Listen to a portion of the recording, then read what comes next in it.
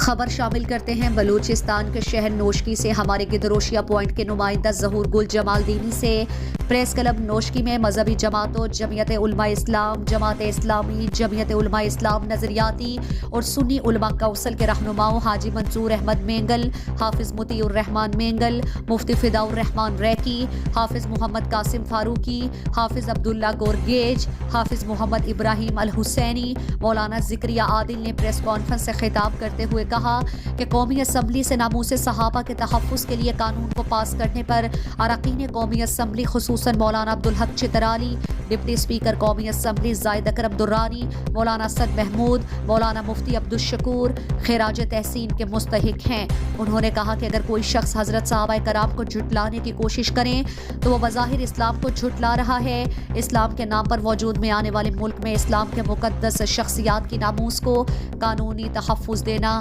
ریاست کی ذمہ داری ہے۔